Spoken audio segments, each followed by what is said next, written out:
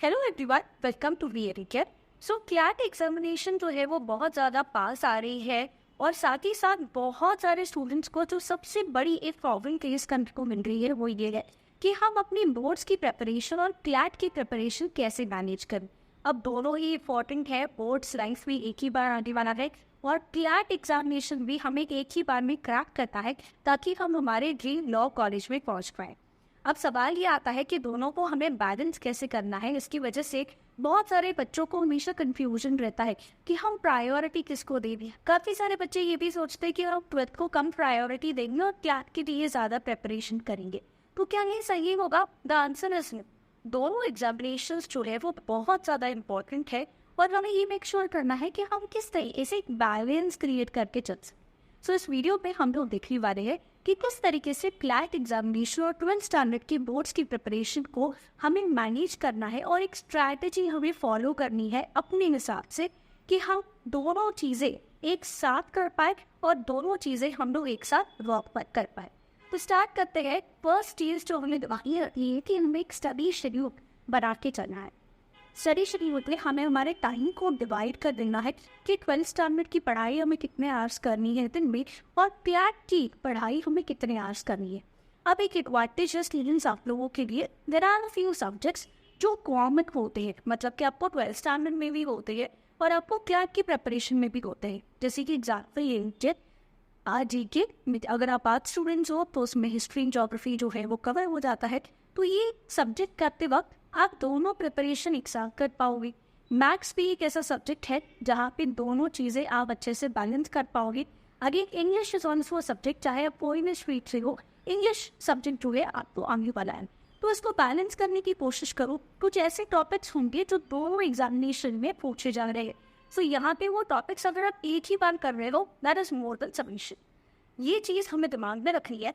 Apart from that, यहाँ पे study schedule. Study schedule का मतलब होता है कि हम टाइम जो है अपना डिसाइड करके चलेंगे कि कितने बजे हम कौन सा सब्जेक्ट पढ़ने वाले हैं। सी आई अंडरस्टैंड, एक शेड्यूल फॉर्म करना और उस पर स्टिक करना काफ़ी बार बहुत ज़्यादा डिफिकल्ट हो सकता है, या काफ़ी बार हो सकता है कि हमारा मन नहीं कर रहा है शेड्यूल के हिसाब से वही सब्जेक्ट पढ़ने का। Sometimes a little bit changes you can do according to your particularly we can say mood हो सकता है, या फिर आप अपने हिसाब से थोड़े चेंजेस कर सकती हो। बट एक स्टडी शेड्यूल जो है प्रॉपर बनाने के बाद आपको एक अच्छा आइडिया रहेगा और इसी से आपको एक एफिशिएंट टाइम मैनेजमेंट जो है करना पॉसिबल हो जाएगा। एक रियलिस्टिक अप्रोच के संग जो है आपको टाइम टेबल बनाना है। And one thing which majority of the students break नहीं लेते हैं, कंटिन्यूअस 2-3 घंटा पढ़ाई करते रहते हैं और फिर उसके बाद उसका बर्नआउट हो जाता है। Remember students, you are preparing for the 2 examinations which are very tough and competitive। ठीक है, तो आपको आपकी मेंटल हेल्थ का भी ध्यान रखना है। इतना ज़्यादा भी कंटिन्यूसली पढ़ाई मत कर दीजिएगा कि आप after a certain point of time आपका स्टैट्यूटरी लेवल जो है वो स्पेसिफिकली आ जाए और उसके बाद वो बिकम अ लिटिल कंफ्यूज्ड। आप अपने टाइम को डिवाइड करके पढ़ सकते हो। Now let us say if you are travelling somewhere, तो आप कहीं भी वेट कर रहे हो for period of 15 minutes, train में हो या बस में हो, तो उस टाइम को यूटिलाइज करो और न्यूज़पेपर रीड करो या फिर तो कुछ MCQ सॉल्व करो। तो टाइम का प्रॉपर यूटिलाइजेशन करो। यूजुअली हमें लगता है हमारे पास टाइम बहुत कम है दोनों एग्ज़ाम प्रिपेयर करने के लिए, क्योंकि दिन में तो सिर्फ 24 घंटे ही होते हैं। तो मैन हम कॉलेज जाए, पढ़ाई करें, 12th का क्लैट का पढ़ाई करें, रोज का रोज न्यूज़पेपर पढ़े, MCQs करें, इतना सारी चीज़ें कैसे मैनेज करेंगे हम? सिंपल सा ट्रिक है, टाइम को डिवाइड कर दो। Divide and rule guys. Time divide होगा तो आपको जो है ब्रेन में भी सारी चीज़ें आप अच्छे से लर्न कर पाओ। तो व्हेनेवर यू आर ट्रैवलिंग और सपोजिंगली आप कभी फ्री हो या आप कभी इंस्टाग्राम स्क्रॉल कर रहे हो, तो एक चीज़ याद रखो, ये सारी चीज़ों में से थोड़ा सा टाइम किसके लिए निकाल लो? पढ़ाई के लिए निकाल लो। अबाउट इन दैट आपको जो है ऑनलाइन रिसोर्सेस अच्छे से यूज़ करने हैं। This is an era of internet. All of us have an access to internet, right? सबके हाथ में। आप ये वीडियो अभी ऑनलाइन मोड से ही देख रहे हैं, तो जब ये वीडियो आप ऑनलाइन रिसोर्स का इस्तेमाल करते हुए देख रहे हो, you can have the resources of other study materials also.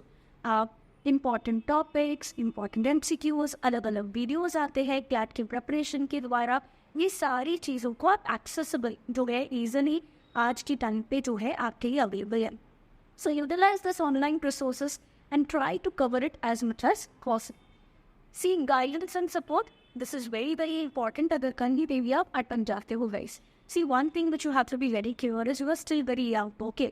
तो at a certain point of time आपको guidance, आपको mentor की ज़रूरत पड़ती है.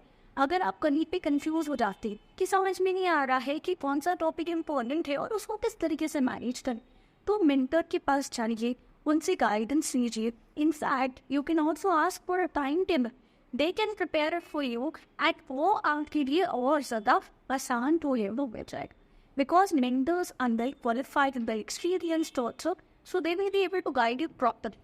And very very important for the CLAT examination point of view से कि कंटेंट बहुत सारा है, पोर्शन बहुत सारा है, बट इम्पॉर्टेंट क्या है, क्या सारी चीज़ें पढ़नी इम्पॉर्टेंट है? The answer is no. CLAT में एग्जामिनेशन में पॉइंट ऑफ व्यू से इम्पॉर्टेंट ये है कि आपको पता होना चाहिए क्या पढ़ना है, कितना पढ़ना है और कैसे पढ़ना है. ये 3 चीज़ें बहुत ज़्यादा इम्पॉर्टेंट होती है. तो ये आपको गाइडेंस कौन डिफाइन है? आपके मेंटर्स देगा. नेक्स्ट, आपको एक बैलेंस्ड अप्रोच लेके चलनी है. अब बहुत सारे स्टूडेंट बोलते हैं क्या 12th की प्रेपरेशन हम कम करें या 12th का बोर्ड्स तो जो है हमारे क्लैट के बाद आने वाला है, तो फिलहाल हम क्लैट पे फोकस करते हैं, उसके बाद हम 12th की प्रिपरेशन करेंगे. Is this the right way? The correct answer is no. Now just think about it कि अगर आप कोई NLU में जाते हो, ठीक है, but fortunately everyone who is aiming for the top NLUs should definitely get into their desired NLUs. if you are having a good thoroughly आप उसका जो है प्रॉपरली आप पढ़ाई कर रहे हो, एंड अगर आपका कमांड जो है वो अच्छा है, तो let us say tomorrow you are going to Delhi or Bangalore or Hyderabad and your 12th standard score is let us say 45% or 50%. क्या आपको खुद को अच्छा लगेगा वो वाला चीज़? The answer is no. ऐसे वाली सिचुएशन में हमें एक चीज़ दिमाग में रखनी है कि हम कोई चीज़ को ऐसा नहीं बोल सकते कि हम इसको बाद में करेंगे. आज ही करना है, अभी ही करना है, बिकॉज धीरे धीरे पढ़ाई करेंगे तब जाके हमारा जो मेन एम है वो अचीव हो पाए. तो दोनों चीज़ें बैलेंस करके चलनी है. तो याद रखिएगा कि बैलेंस्ड अप्रोच होना चाहिए towards your 12th standard and your CLAT examination. ज़्यादा से ज़्यादा मॉक टेस्ट प्रैक्टिस करनी है. अब अगेन मैंने ऑलरेडी एक वीडियो अपलोड किया हुआ है यूट्यूब पे कि मॉक टेस्ट का एनालिसिस कैसे करें. मॉक टेस्ट दे दिया, बहुत सारे मॉक टेस्ट दे रहे हैं, प्रैक्टिस कर रहे हैं, बट बहुत स्टूडेंट्स जो है गलती करते हैं कि एनालिसिस नहीं करते. अब मैम हर टाइम सब लोग बोलते हैं एनालिसिस करो करके, ये एनालिसिस होता क्या है, करना कैसे है, समझ में कैसे आएगा? तो उसके लिए वीडियो ज़रूर देखिएगा, लिंक मैंने नीचे डिस्क्रिप्शन बॉक्स में दिया हुआ है. Apart from that MCQ solve करने से you will get a good hack of the things which you are study. Newspaper में से पढ़ते हो, बट उसको MCQ फॉर्म में अगर पूछा गया तो आपको आंसर जो है क्विकली करना होगा, because CLAT gives you only 120 minutes for 120 questions plus RCs होते हैं पढ़ने के लिए. सो आइडियली आपको टाइम मैनेजमेंट बहुत ज़्यादा जो है अच्छे से फोकस करना होगा, जो आपको मॉक टेस्ट जो है वो सिखाएंगे. And the most important part from all of this is कि आपको ये है आपकी हेल्थ के ऊपर ध्यान रखना है. See guys, health is best, health is education.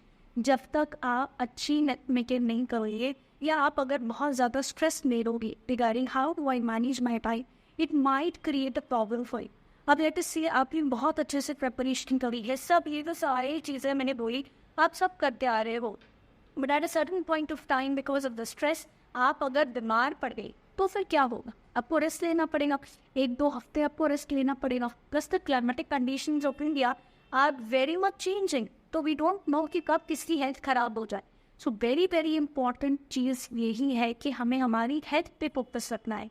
Time पे खाना है, टाइम पे गुड नंबर ऑफ आवर्स की हमें स्लीप लेनी है, ताकि हमें प्रेपरेशन करने में कोई दिक्कत ना आए. So these were the basic tips which I would like to give कि किस तरीके से आपको क्लैट और 12th बोर्ड्स की प्रेपरेशन जो है वो करनी. बट इसके अलावा अगर आपको कोई भी डाउट आ रहा है तो आप हमें नीचे कमेंट बॉक्स में मेंशन कर सकते हैं. All the very best guys.